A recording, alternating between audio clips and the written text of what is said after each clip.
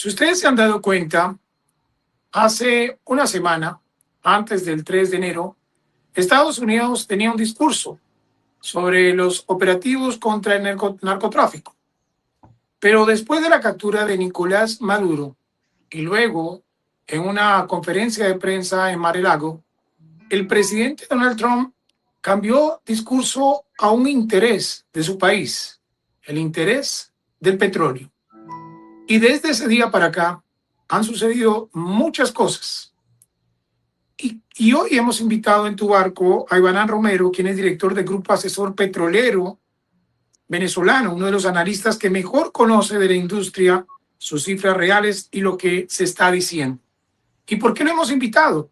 Es para tratar de entender por qué ahora hay tanto interés de Estados Unidos por ese petróleo que durante años dejó de percibir cuando llegó Hugo Chávez. Bienvenido, señor Ivanán. Muy buenos días, por aquí estamos a su orden, con gusto. ¿Usted Señor quiere Ivanán, que yo ¿cómo responda esa parte o qué? Sí. Queríamos es como que usted nos deje entender qué fue lo que pasó durante todo este tiempo, tanto con Hugo Chávez, con Maduro, con el petróleo de Estados Unidos que ahora está reclamando el presidente Donald Trump. Bueno, realmente Hugo Chávez comenzó a tener relaciones de negocio, relaciones petroleras, con gente que los Estados Unidos no aprobaba. Él, en unas amenazas vacías que Chávez comenzó como a concebir como resultado de la influencia de Fidel Castro, él creyó de que de verdad él iba a invadir ese imperio norteamericano y él se iba a constituir como el líder del mundo, el mundo afectado por el imperialismo norteamericano. Indudablemente que fue a partir de este incidente donde él estuvo fuera del poder por 3 días. Fidel definitivamente lo capturó intelectualmente y personalmente y le hizo ver que con las reservas de crudo que él tenía, él podía ser el líder de los países que se sentían humillados y amenazado por el gran imperio del norte, y le metió todas esas ideas y todos esos sueños, y obviamente de orden totalmente fuera de lugar, ¿no? Y que afectaron fue a los venezolanos.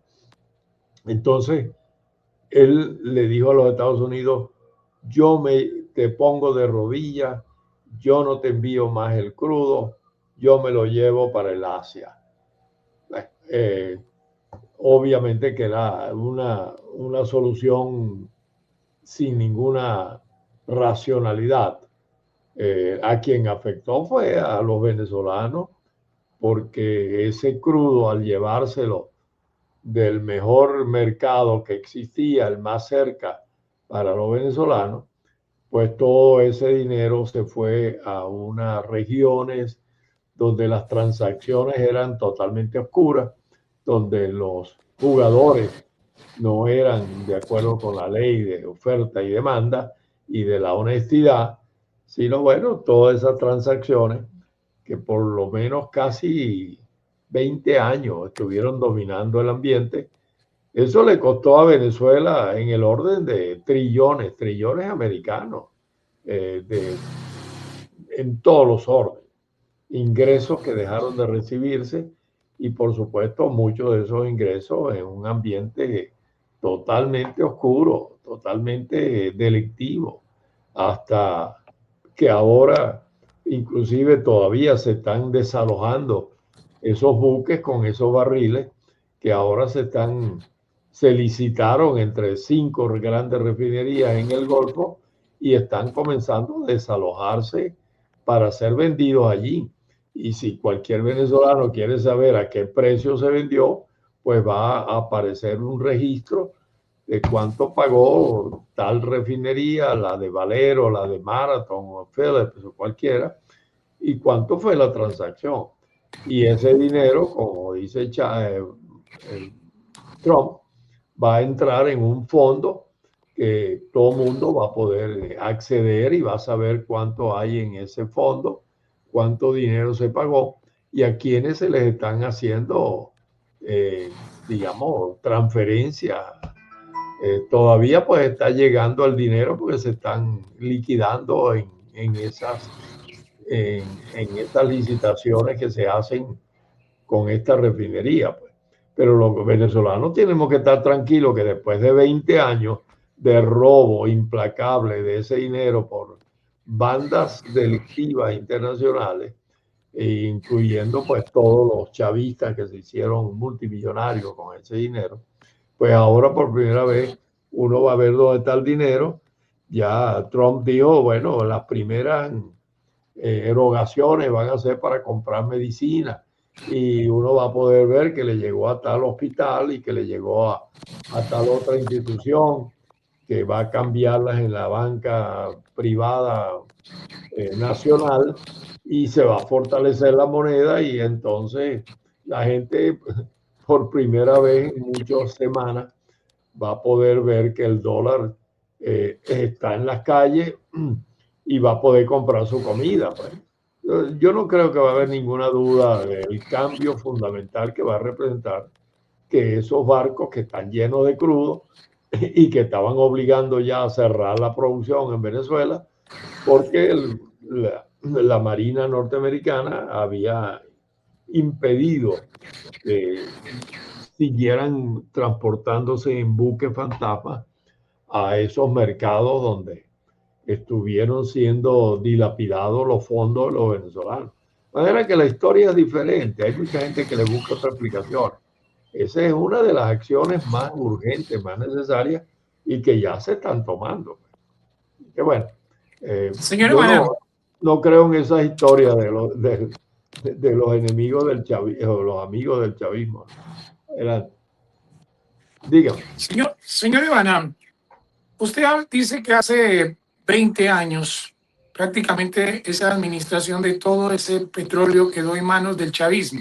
Sí, ¿Quién claro. negociaba ese petróleo y ese dinero para dónde iba? ¿Y qué países Bueno, se beneficiaron durante todo este tiempo? mira, el petróleo, al ir a esos grupos, en, en la región de China existe, se llama la provincia de Henan, hacia el noreste, más frente a Japón. Allí se construyeron un grupo de refinerías muy simples por el capital privado chino, que el gobierno de la China dice que son legítimas, pero que es actividad 100% privada, que el gobierno no tiene ninguna participación en eso. Y el señor primer ministro Xi Jinping, pues se vanagloria de decir, nosotros permitimos el sector privado y permitimos las actividades del mercado también. O sea, nosotros esas refinerías no las controla el gobierno de China. Pero bueno, esas refinerías son permitidas. Allí entonces se transa ese petróleo, pero para el momento que un barril venezolano desde el Caribe llega allá, ha viajado más de 50 días, comparado con los 5 días que de ahí le toma llegar al Golfo de México, en las refinerías en Texas o Luisiana. Entonces ya está perdiendo una fortuna en viajar, porque te pagan el precio que se cotiza en el sitio donde está la refinería, no de donde salió. Entonces, si ya tú estás viajando 50 días en vez de 5, te puedes imaginar, ya has perdido la mitad del valor en flete, ¿no? Cuando llegas allá, pues los chinos saben que tú estás prensado, que no tienes ninguna otra opción y te paga lo que él quiere pagarte. De forma que ahí, bueno, ahí ya perdiste por lo menos la mitad del valor de ese crudo. Si valía $60 en el Luisiana o Texas, ya te está llegando ya a 30, ¿no? Entonces, cuando llega a 30, ¿quién se lo llevó? ¿A quién recibe ese dinero? Ese dinero no regresa más nunca a Petróleos de Venezuela, que fue el que lo extrajo, ¿no? Entonces, se quedan las cuentas de muchos amigos del régimen, cuentas secretas en Hong Kong, Dubái, en donde tú quieras, pero ahí no llega ni el valor de la regalía ni lo que costó sacar el barril. Pero esa fiesta viene por casi 20 años. Imagínate tú las fortunas que se han hecho alrededor del régimen de Maduro y de Chávez hasta que Chávez estuvo vivo, ¿no? Por eso es que hay, yo no quiero dar una cifra, pero son cientos de miles de millones de dólares que se enriquecieron todo aquel que estaba cercano al régimen, ¿no? Y todos los amigos del régimen. Y el Delcy es una de las líderes de todo lo que ha pasado en los últimos 6, 7 años. Ella era quien decidía a quién se le daban esos barriles, ¿no? A dónde iba X o Y, Z cargamento. Y si uno quiere tener evidencia, pues mira los registros que tienen en España la oposición al señor Sánchez, ¿no? Que saben que a muchos de ellos, a Zapatero y a todos ellos, le daba cuotas de venta de petróleo, ¿no? Y así era como ella arreglaba todas las situaciones en que estaba metida hasta la semana pasada, cuando la nombraron presidenta encargada. Ella no va a poder resolver esos y ese dossier, con lo cual ella llega a la presidencia encargada. Adelante. Señor, es que tenemos como una interferencia para todos nuestros suscriptores, el sonido de origen que tenemos en este momento, pero queremos continuar con este diálogo con el señor Romero. Ajá. El presidente Donald Trump ha hablado de recuperar de 30 a 40 millones de barriles. Y cuando habla sobre eso es porque quiere recuperar todo ese petróleo que dejó de percibir durante esos 20 años. No, no, no. No, eso es lo que está en barcos ahorita. ¿Por qué? Cuando la Marina norteamericana empezó a pedirle los papeles a esos barcos que estaban llegando a cargar crudo en Venezuela y se dio cuenta que formaban parte de esa flota pirata que está en los libros de las marinas de guerra de todos los países, de no dejar pasar, entonces inmediatamente se fueron acumulando buques, habían 2 o 3 que no pudieron llegar a cargar crudo. Entonces Venezuela empezó a tener problemas donde almacenarlo. Entonces comenzó a llenar sus tanques que tienen tierra, que son 25 a 30 millones de barriles, porque bueno, en 3, 4 semanas ya se llegaba a esa capacidad. Y entonces ya no le alcanzaba y empezó a llenar buques que normalmente usa para un tránsito interno, el cabotaje. Y ahí lo agarró el tránsito a la sacada de Maduro. Entonces, lo primero que tienen que hacer para habilitar la producción en Venezuela es sacar ese crudo al mercado, pues. Y obviamente que eso daría efectivo y dinero para regresarlo a Venezuela, y no es que le va a entregar el dinero a Delcy y a su amigo, ¿no? Pero entonces lo va a entregar bajo la organización que él tiene, la junta esa de Marco Rubio y el señor Hexet y el Miller, y van a disponer a ver quiénes son los beneficiarios. Los beneficiarios son múltiples. En primer lugar, tiene que repatriar o enviar medicina, alimentos, y estarán buscando las organizaciones en Venezuela que son las que Cáritas, está muchas organizaciones de beneficencia que yo sería el primero en recomendárselo. Hay organizaciones muy serias, muy manejadas por la iglesia y por muchos otros grupos. Bueno, hacerle llegar todo ese dinero eventualmente a ellos, ¿no? Pero esto está sucediendo esta misma semana. Es que, Señor Romero, si las cosas quedan presupuestadas como lo quiere el presidente Donald Trump, esa sería una nueva era para Venezuela, nueva inversión, el cambio de toda esa plataforma petrolera y volvería a ser la Venezuela de muchos años atrás, la más bueno, eso es pujante y lo la que líder esperamos, que tenía eso Latinoamérica. esperamos y deseamos, ¿no? Y en ese camino se va. Yo no es que, mira, no soy ningún político, pero yo tengo ya 27 años viviendo acá en Estados Unidos. Y yo confío en los mecanismos eh, de relaciones y de transparencia que existen en este país. Aquí no es fácil ocultar un fondo de eso. Entonces, hay que sacar ese crudo para poder reactivar la producción, poder poner el país de nuevo en funcionamiento y resolver todas las infinitas necesidades que tiene ahorita. Y luego viene toda la etapa de reconstrucción, en la cual ya nos estamos preparando. Mañana hay en Washington una reunión del señor secretario de Energía, Chris Wright, con las cabezas de las grandes corporaciones norteamericanas a cumplir el mandato de Trump. Nosotros queremos que ustedes evalúen, que estudien la situación en Venezuela y decidan cómo quieren participar y en qué áreas y dónde se van a meter y cuál es la capacidad que ustedes tienen para ayudar a reconstruir el sector petrolero. Y todas estas compañías que vino con el chavismo, que se quedaron allí, como nosotros usamos una expresión venezolana, manguareando, como ahí esperando a ver cómo yo me beneficio, pero sin comprometerse. Los rusos llegaron, hicieron un buen trabajo inicialmente, pero se fueron en el año 20. Entonces, pues, esta compañía rusa de primer orden la reemplazaron por una estatal que la creó en papel el señor Putin, pues, pero esa no es la que necesitamos, esa se tiene que ir.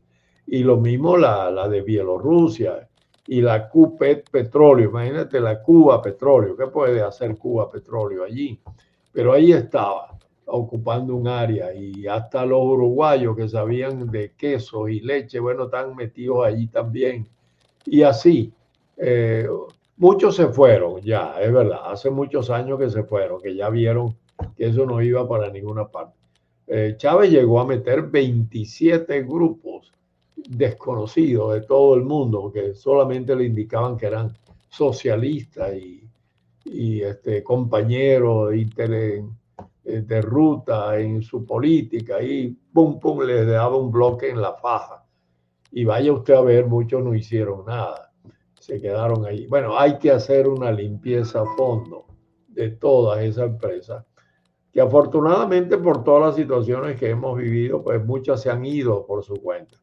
Pero todavía nos quedan algunas ahí que tenemos que reestructurar, ver lo que están haciendo y muchas tendrán que irse porque no van a poder cumplir los compromisos que se les va a exigir. Entonces, esa etapa viene ahora. Estamos esperando que venga lo más pronto posible.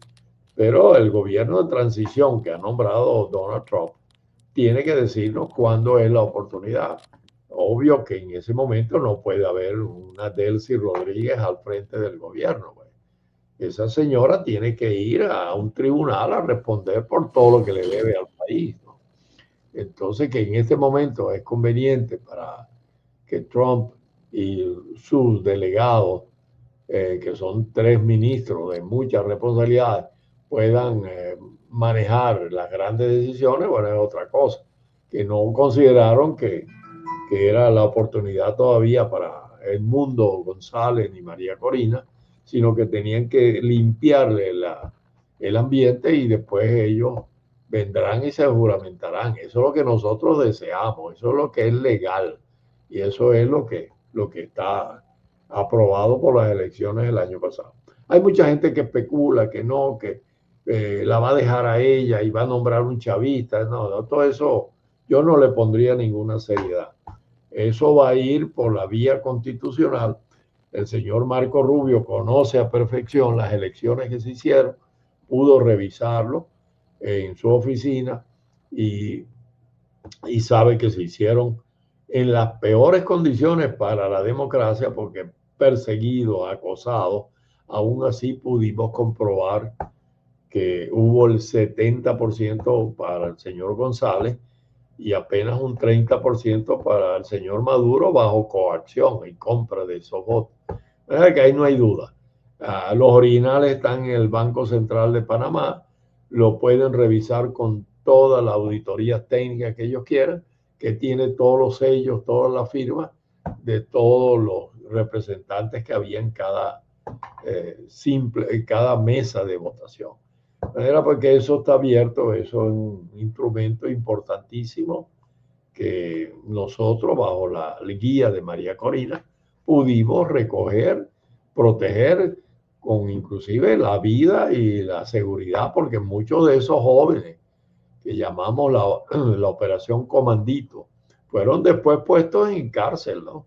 Después de las elecciones fueron perseguidos, torturados, y muchos estamos esperando que en el día de hoy o mañana sean libres, ¿no? Y el nuevo gobierno pues autorice la libertad de ellos. Bueno, me estoy guiando y perdiendo un poco hacia allá, pero para allá es donde vamos. Ese es el enfoque positivo de toda esta transición, porque yo sé que hay muchas especulaciones y mucha imaginación de que si Delcy se va a quedar para siempre, de que va a haber otro chavista, y no, yo no le veo ninguna posibilidad alguna a eso. Okay. Señor, les queremos agradecer por todo este tiempo a nuestros suscriptores. Tuvimos un poco de interferencia en el sonido, pero era muy importante todo este tema documental histórico que el señor Romero nos acaba de exponer sobre lo que va a pasar en Venezuela y lo que sucede con el petróleo. Muchísimas gracias, señor Romero. A su orden siempre, amigo, y con mucho gusto contribuyo a esclarecer de verdad lo real, lo apropiado que yo veo que este proceso va a tener. Esto no lo detiene el chavismo ni ninguna otra fuerza oscura. Esto va donde debe ir, que es al restablecimiento de la democracia y las operaciones y el negocio y la satisfacción de la ciudadanía venezolana. Muchas gracias por la invitación. Muchas gracias. Muy formal, y a nuestros suscriptores, gracias por comentar, gracias por compartir, que es muy importante para nosotros, y cada vez queremos tomar más temas que nos explique claramente qué es lo que está sucediendo por estos días en Venezuela, aunque nos interesa mucho qué pasa con la geopolítica en Latinoamérica. Hasta la próxima.